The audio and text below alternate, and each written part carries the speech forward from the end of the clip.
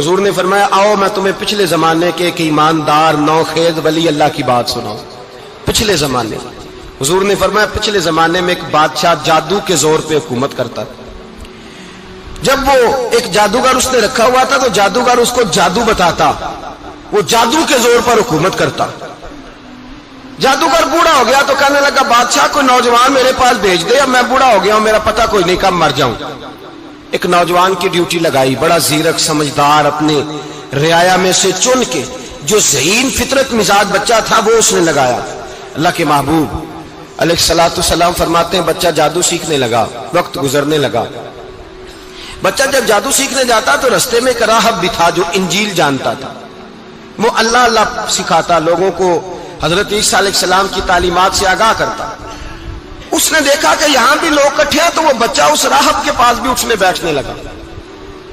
اب جب اس کے ساتھ اس کی گفتگو بڑھنے لگی تو اس کو باتوں میں لذت آنے لگی. اس نے راہب نے پوچھا کہ تو کون ہے اور کس طرح سے آیا ہے, کیا تیرا معاملہ ہے؟ اس نے کہا جی میں جادو سیکھنے جاتا ہوں, آپ کی باتیں مجھے بڑی اچھی لگتی ہیں. اس نے کہا دین سیکھ, جادو سیکھنے والے کافر ہو جاتے ہیں, قرآن و حدیث سیکھنے والوں کو اللہ کامل ایمان عطا فرماتا ہے. فرمایا یہ سیکھ. بچہ بیٹھنے لگا, اس کے پاس آنے لگا, باتیں دل میں گھر کرنے لگی. ایک وقت آیا کہ مسلمان ہو گیا. اور مسلمان کیسے ہوا؟ بچہ کہتا میں تجربہ کر کے ہوا. اب میں تھوڑا سا وقت جادوگر کے پاس بھی جاتا اور باقی سارا وقت وہاں بیٹھتا. میں ایک دن جا رہا تھا تو رستے میں اژدہا تھا, بہت بڑا سانپ تھا, رستہ روک کے کھڑا تھا. یہ حضور نے بیان کی حدیث. نبی پاک صلی اللہ علیہ وسلم فرماتے ہیں بچہ کہتا ہے کہ رستے کے اندر سانپ ہے, رستے بند ہے, لوگ چھتوں درختوں پہ چڑھے, حراش ہے. کہتے چھوٹا سا روڑا میں نے اٹھایا تو میں نے کہا اللہ اگر جادوگر سچا ہے تو اسے مار دے. چھوٹا سا روڑا میں نے پھینکا, اژدہا کوئی نہ مرا. پھر چھوٹا روڑا اٹھایا, میں نے کہا اللہ اگر وہ عالم سچا ہے تو اسے مار دے. اب جب میں نے روڑا مارا تو اژدہا مر گیا. میرے اندر سے گواہی آئی نہیں دین کی باتیں سچی ہیں, نہیں قرآن کی باتیں اسلام سمجھانے کے لیے عرض کر رہا ہوں. اگرچہ اس دور میں انجیل تھی, اللہ رسول کی باتیں اچھی ہیں.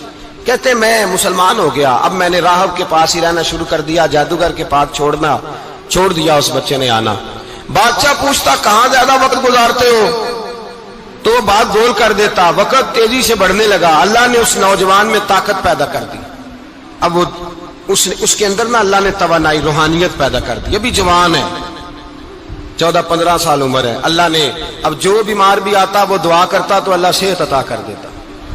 جو بھی آتا. بادشاہ کا ایک درباری تھا, بادشاہ کو پنکھا جلتا تھا, وہ اندھا ہو گیا. کوئی ایسی تکلیف آئی کہ نابینا ہو گیا, بڑے علاج کرائے, شفا نہیں ہوئی. کسی نے اس بچے کا پتہ بتایا کانوں میں.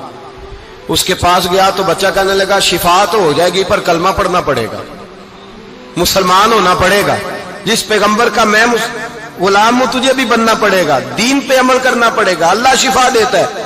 اس نے کہا تو مجھے کلمہ پڑھا, مجھے شفا دے, میں تیار ہوں. اس نے کہا شفا تو اللہ دیتا ہے. اس نے اللہ تبارک و تعالیٰ کا ذکر کر کے دعا مانگی. یہ مسلم شریف میں حدیث ہے, طبرانی میں موجود ہے. اللہ نے اسے شفا دی, اس نے کلمہ پڑھنا شروع کر دیا. یہاں ایک نقطہ لکھا ہے ہمارے علماء نے, کہتے ہیں جب اللہ ولایت عطا کرتا ہے نا تو یہ سفید بالوں والے کا حصہ نہیں ہوتی. اگر جوانی میں کوئی آدمی توبہ کر کے تصوف کے راستے پہ چلتا ہے تو سب سے زیادہ ولایت اللہ اسے عطا فرماتا ہے, سب سے زیادہ ولایت اس کے پاس ہوتی ہے. ابھی اس کے بال کالے ہیں, چڑھتی جوانی ہے, دعا کی تو اللہ نے, اور حدیث پاک میں موجود ہے کوڑے آتے تو شفا یاب ہو جاتے, اندھے آتے تو شفا یاب, برس والے آتے تو اللہ سے دے. جوان ہے. بادشاہ کے پاس وہ واپس گیا, وہ جو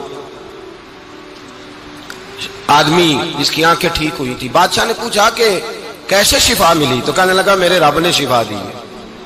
بادشاہ سجدے کراتا تھا, اپنے آپ کو منواتا تھا معاذ اللہ. کہنے لگا میرے علاوہ کون رب ہے؟ اس نے کہا وہی رب ہے جس نے تجھے پیدا کیا ہے, اور وہی رب ہے جس نے مجھے اندھے کو آنکھیں دی ہیں, وہی ہے میرا مالک. کہا اچھا تو مجھے نہیں مانتا؟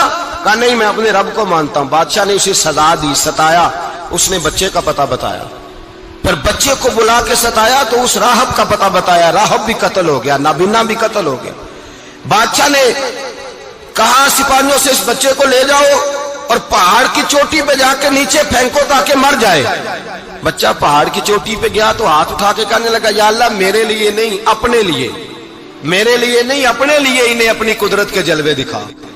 मेरे लिए नहीं, अल्लाह के बंदे अपनी जान बचाने की दुआएं नहीं मांगते, अपने लिए इन्हें अपनी कुदरत के जलवे दिखा। ये दुआ मांगी, जितने लोग साथ आए थे वो सारे जमीन पे गिरे और सब मर गए, पहाड़ से गिर के मर गए। बच्चा वापस सीधा बादशाह के पास कहने लगा, लो भाई मेरे रब ने मुझे बचा लिया है। जवान का ईमान देखो, मेरे रब ने मुझे, बोलो मेरे अल्लाह ने मुझे ईमान की गवाही दे रहा है, मैं बच गया हूं, तू झूठा है, मेरा रब सच्चा है। उसने कहा ले जाओ इसको दरिया में, कश्ती में बिठाओ, बीच दरिया के जाके धक्का दे दो।